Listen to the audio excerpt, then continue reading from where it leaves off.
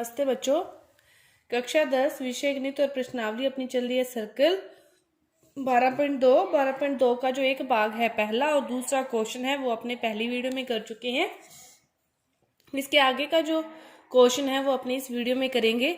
तो देखो तीसरा क्वेश्चन क्या दे रखा है, आपको दे रखा है कि एक वृत्त की दो जीवाएं हैं ए बी और सी डी, उनकी लंबाइयां कितनी दे रखी है, दे रखी है 6 सेंटीमीटर और 12 सेंटीमीटर।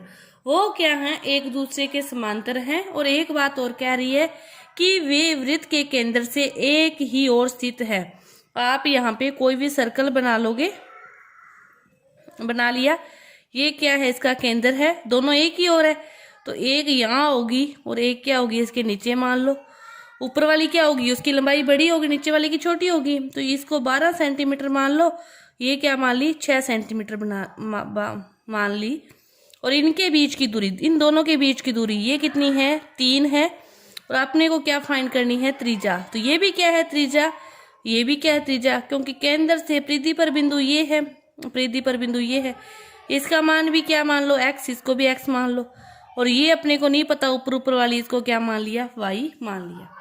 ठीक है, इतना हो गया। अब ये केंद्र से लंब खींचा गया है, तो ये इसको भी दो समान भागों में विभाजित करेगा, इसको भी।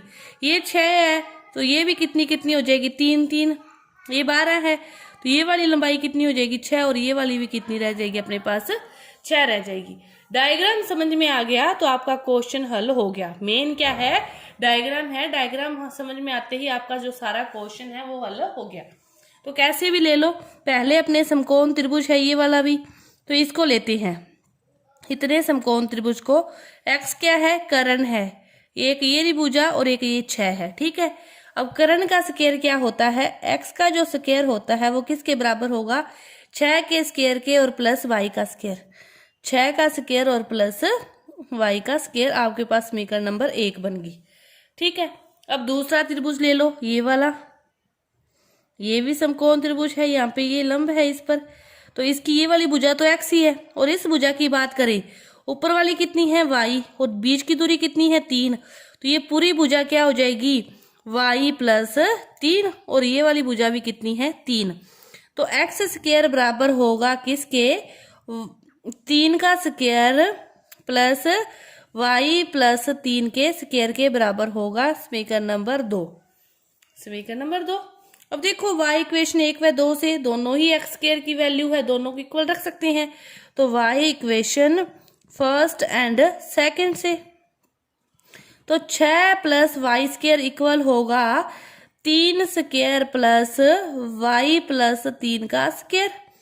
6 स्क्वायर है, ठीक है, 6 को 36, y स्क्वायर है 3 3 9, इसको हल करेंगे a प्लस बी स्क्वायर के सूत्र से, तो a स्क्वायर यानी कि y स्क्वायर प्लस का प्लस बी स्क्वायर यानी कि 3 का स्क्वायर 9 आ जाएगा, प्लस 2a भी होता है, तो 2 3 6 y स्क्वायर से y स्क्वायर कट गया, हो गया। अब देखो ये 6 बाई है, 9 और 9 कितने हो गए 18, 18 दूसरी साइड जाएंगे, 9 9 18 है, इधर 36 पड़े हैं, 36 में से 18 जाएंगे, 6y बराबर किसके आ जाएगा फिर, 36 में से 18 गए तो 18 के, यहाँ से y की वैल्यू निकालोगे तो 18 में क्या करोगे, 6 का भाग दे दिया, अपने पास y की वैल्यू कितनी आ गई 3 सेंटीमीटर। अपने को निकालनी क्या है, त्रिज्या निकालनी है। अब इसमें से किसी में भी रख दो, x क्या है, त्रिज्या मानी है ना अपने, तो x स्क्वायर इक्वल टू क्या है, 6 square plus y square. x square equal to 6 का 36 प्लस y की वैल्यू 3 है, 3 3 9, 36 और 9 को जोड़ा तो कितना हो गया 45। x स्क्वायर इक्वल टू क्या आ गया 45, 45 आ गया। 45 को क्या लिख सकते हो, 9 गुना 5। अपने को x की वैल्यू निकालनी है, तो अंडर 9 गुना 5, 9 का वर्गमूल कितना होता है 3, और 5 क्या आ जाएगा अंदर वैसे का वैसे। तो जो त्रिज्या आई है वो इसकी क्या आई है, 3/5 सेंटीमीटर की। डायग्राम समझ में आते ही आपका क्वेश्चन हल हो जाएगा। अब देखो सेम है, सोखा सा बिल्कुल इजी सा क्वेश्चन आपका 4 नंबर। आकृति आपको इस प्रकार दे रखी है, ए बी और सी डी दो जीवाएं हैं, दोनों कहाँ प्रतिच्छेद करती है, ई पर प्रतिच्छेद करती है।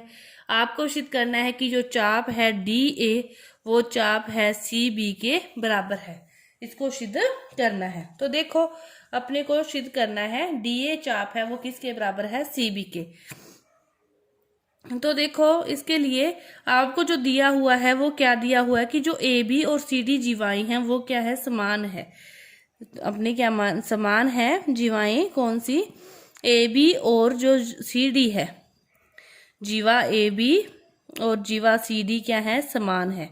ठीक है, अब इसको अपने बी ए भी लिख सकते हैं और सी डी की ये क्या है, समान है। बी ए और सी डी समान है, तो ये बी ए और सी डी जीवाएं समान है, तो इनके जो बी ए और सी डी का फिर जीवाएं समान है, तो उनके जो द्वारा जो चाप होंगे वो समान होंगे।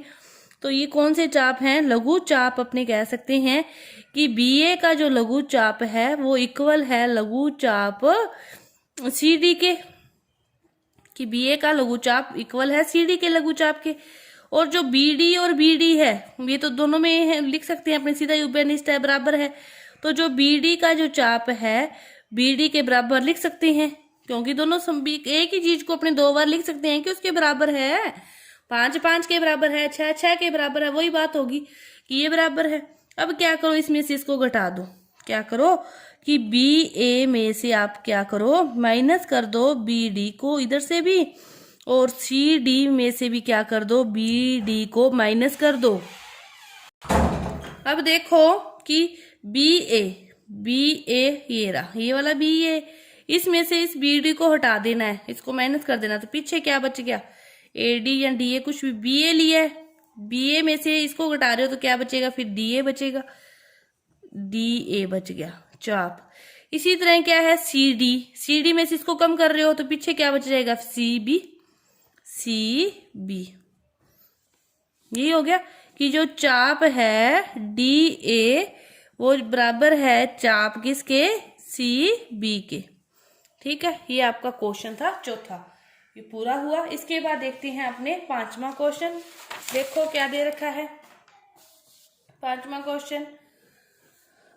क्वेश्चन दे रखा है कि आकृति दे रखी है और ए बी और जो सी डी है वो क्या है, समान जीवाएं हैं और वृत्त का केंद्र है ओ, और फिर ये ओ एम और ओ एन इस पर लंब होंगे।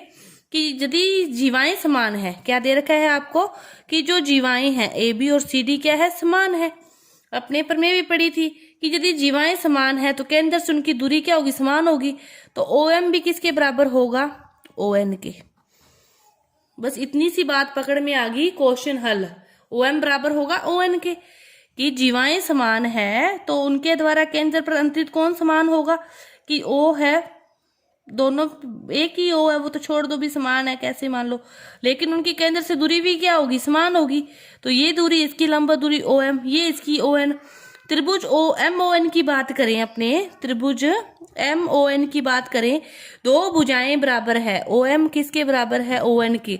तो फिर ये कौन सा त्रिभुज बन गया, समद्विबाहु त्रिभुज। कौन सा त्रिभुज बन गया, समद्विबाहु त्रिभुज। और जिस त्रिभुज की दो भुजाएं बराबर होती है तो फिर उस त्रिभुज के दो कोण भी समान होंगे। तो फिर कोण ओ एम एन बराबर कोण ओ एन एम, कि ओ एम एन कोण ओ एन एम कोण के क्या होगा, फिर बराबर होगा, क्योंकि समद्विबाहु त्रिभुज है। आप एक ही बात देखोगे कि इनकी दो जीवाएं समान है, दोनों जीवाएं समान है तो केंद्र से उनकी दूरी समान है, दो भुजाएं समान होगी एक त्रिभुज की, तो फिर ये त्रिभुज कौन सा बन गया, समद्विबाहु त्रिभुज बन गया। तो इसके द्वारा फिर अंतरित कोण भी क्या होंगे, समान होंगे। तो आपके ये जो 5 तक के क्वेश्चन है पूरे हुए। आगे के जो क्वेश्चन है वो अपने अगली वीडियो में करेंगे। धन्यवाद।